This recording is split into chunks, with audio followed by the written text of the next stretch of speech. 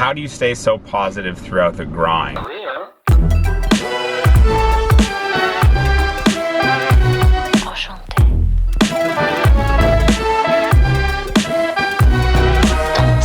right, guys, 2 weeks on tour is coming to an end. Ben and I have to drive back west to Ottawa, but what we're gonna do while we drive is we wanna answer your questions. So post them in the comments below, any questions you have for Ben and I, and we'll tackle them over this road trip for the last installment of 2 weeks on tour.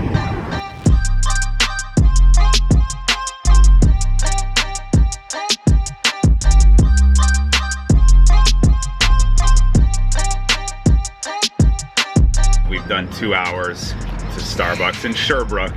Priorities, so we're gonna tackle a few questions. We haven't looked at them, so we're gonna take them as they come. Just wanna give a nod to, look at Ben's shirt. It's pretty dope. I love you like Kanye loves Kanye. That's a good one. Okay, let's tackle some of these questions. Longest drive you've ever hit? 400-ish, probably. Like, I don't really know. Yeah, I don't know either. I won a college long drive tournament with 348, so that's kind of, but I'm sure I've hit one further with like hill and elevation. Like, I mean, on flat ground, I might have hit one. It's about the same, like with some bounces. How many more tournaments this year for you guys? I have a Pro-Am and a one-day event, Labor Day Monday and then the Wednesday, and then I'm gonna go back south and maybe play something on the drive down, and then hopefully play through October, November, December in Orlando. Like, that's the rest of my year. What about you? This might be it, but I got a couple more events that are like maybe a Pro-Am, a team event, and then maybe one more individual event, but it's kind of up in the air. This could be the last one. Golf ball do you play? We both played the TP5X. We did that in Ben's What's in the Bag, which I'll link. And then my What's in the Bag will be next week, so we can talk about my ball a little bit more. How much practice is too much practice? I mean, there's no such thing as too much practice unless it's like affecting your health and well-being and like the relationships. It's like an addiction. If you're gambling too much and it's getting in the way. Yeah, like for me, it was always, you don't really understand how hard it is to actually spend 8 hours out there practicing if you're not in good shape, like physically. Yeah. So you kind of have to find the right balance where your physical condition doesn't actually affect how you practice. Because if you're exhausted, the practice you're putting in, you're just kind of wasting time. And that was something I had to learn kind of over the years as well. And practice is kind of everything. Like at our level, practice is, it's range time, but it's also time in the gym. Yeah. It's also time studying a golf course, making a plan, those type of things. Like practice is all of golf, even if it's 20 minutes reading sports psychology books or meditating or anything like that. Like that's all part of your practice. It's not necessarily just hours at the golf course. Like even when we played these matches where we're losing clubs and doing fun stuff, that's still practice. So practice looks a lot different. So I don't think there's a thing as too much practice unless it's hurting you, basically. Yeah. Physically, emotionally, or mentally. Ever played an event in Saskatchewan? Negative. I've only driven through it. I've played the Dakota Dunes tournament there 2 or 3 times on the Canadian Tour, and I played my last Canadian Junior at Saskatoon Golf and Country Club. Best way to keep your gloves fresh? Ziploc bag them. Yeah. Either Ziploc bag them or when the little like case that it comes in, the little plastic sleeve. Keep that in there. Usually Ziplocs are the way to go. A lot of people, when you, Ben, if you see in his What's in his Bag, he goes through a lot of gloves. A lot of people just like if you Velcro them to the outside of the bag, maybe if it's like your practice glove, but doing that just dries out the leather a lot faster. So a Ziploc bag with 3 or 4 gloves in there is the best way to keep them, get some longevity. One more, then we're gonna get back on the road. I gotta get some food. We gotta get some food. Pass out pretty soon. And then we'll tackle some of these while we're driving. Okay, so best course you've ever played. My current best is Hamilton Golf and Country Club. I played it about a month ago and I made a video about it. So it's the freshest in my memory as the best course I've ever played. I would agree with that, but I'll give you a different one just because I don't want to give a name. Muskoka Bay, another very ridiculous property that has a very, very strong golf course on it. Not a dumb hole on it. Yeah. It's tough, like really tough, but it's like enjoyable tough. It's not just like gimmicky kind of. Yeah, it's good. It's real good, real pretty. All right.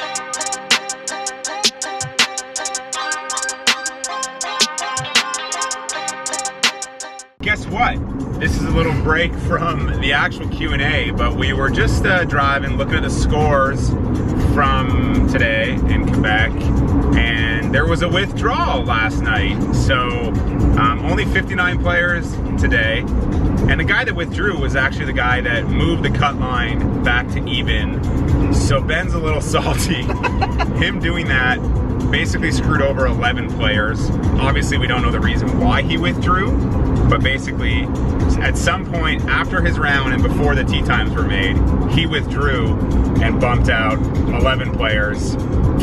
We hope everything's okay. I mean, in a personal or an injury or family or whatever, but welcome to the life. Sometimes terrible luck, things outside of your control. Somebody withdrawing after just screwing over 11 players. Just awful. Just awful. How do you feel? Not great.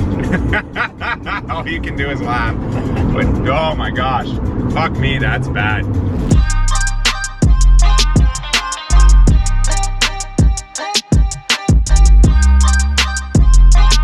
Pit stop number 2. Little bathroom break. No, don't show them. Don't show them I got another one. We're gonna tackle some more questions, and then it's the homeward bound stretch. We're just like outside of Montreal now, so we're not too far away. There's one question here: how do you get sponsored? I've actually made some videos about that already, so look around the channel, some old Q&As, and I'll link the equipment sponsorship one below. I actually got a question like while I was in there on my Instagram DMs about Ben's Instagram or YouTube channel. He doesn't have one. To all you out there that want to follow him some more.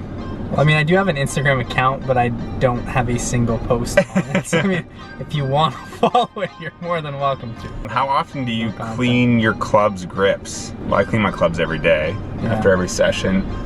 Grips, I try to clean them every couple weeks probably.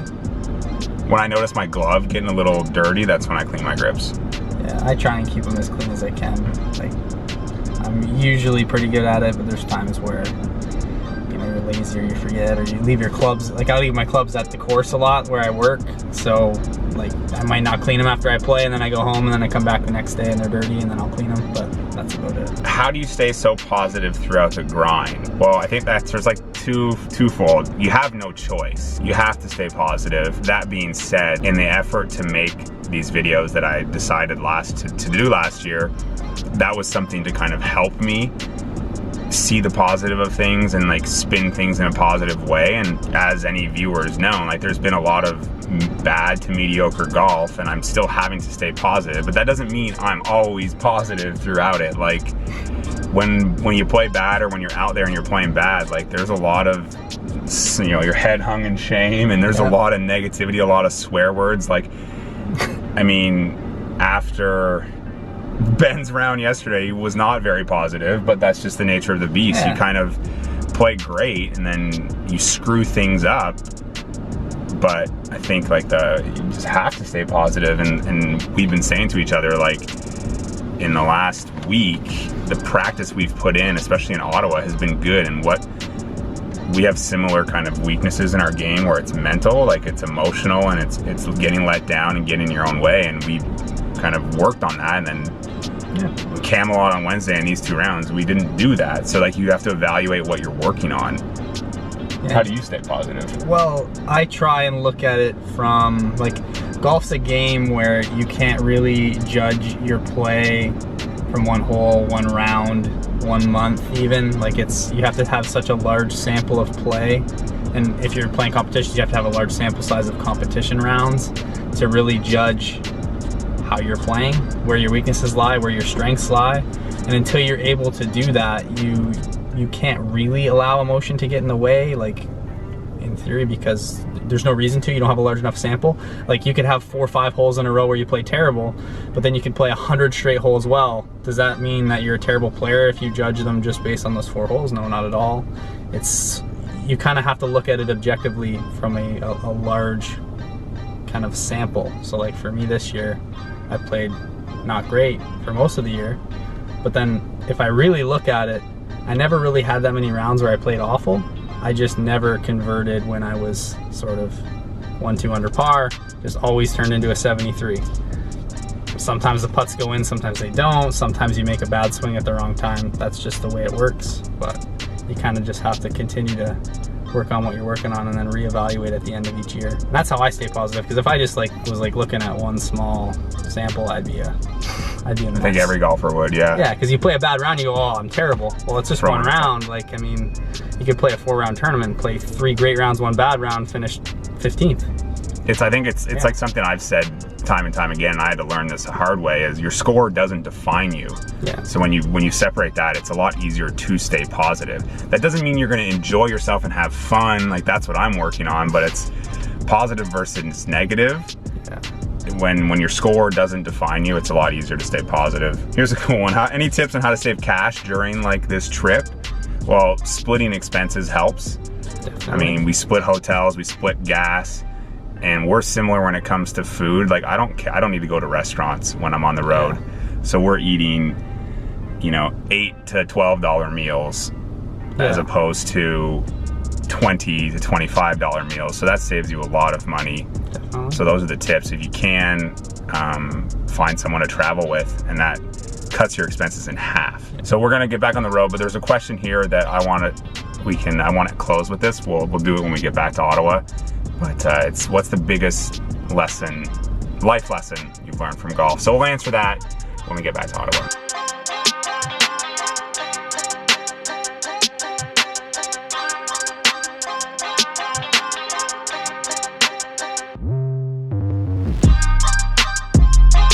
Back where it all began, the park and ride parking lot near my folks' house. Ben did get a ticket, but it was just a warning, so we're good.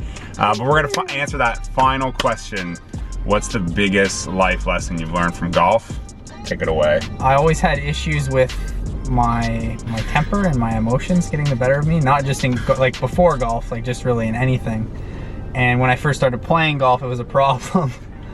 You know, throwing clubs, breaking clubs, getting upset when I made a mistake. Even when I was like, I had no business doing so because I wasn't very good at the game. But as I got more and more involved in the game and more involved in the competitive side, I learned to control it, just because that was how I performed my best, was when I wasn't, you know, getting all upset about everything.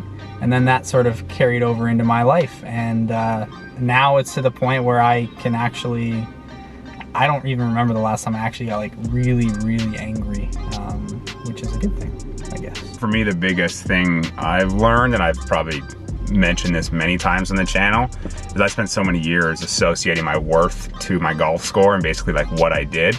And then even when I turned pro, it's like my worth and my identity was I'm a professional golfer, and like that's it. Basically a hard life lesson I learned from golf was I'm worth a lot more than like that score at the end of the day, and I'm not defined by what I do. I'm defined by who I am, the relationships I have, how I carry myself, my attitude, and those things. So that's the biggest lesson I've learned from golf, that golf doesn't define me. Golf doesn't make me a better person or a worse person depending on how I score. I think this week probably showed that a lot, because you get to see kind of the relationships that golf has given a lot of us, and us too. So the game's brought us together. We met because of golf, and we're friends because of golf. So that's one of the beauty things about this sport. Even though we have a couple missed cuts, we gained a lot personally, professionally, and in our golf. So we can't thank you guys enough for tagging along, buddy. Hey, buddy. It's been fun. It has been fun. You'll be seeing Ben sometime. Maybe he'll come visit in Florida, but you'll be seeing him again. Thank you guys so much. Give this video a thumbs up, subscribe, all that good stuff. And we'll see you in the next vlog. Peace.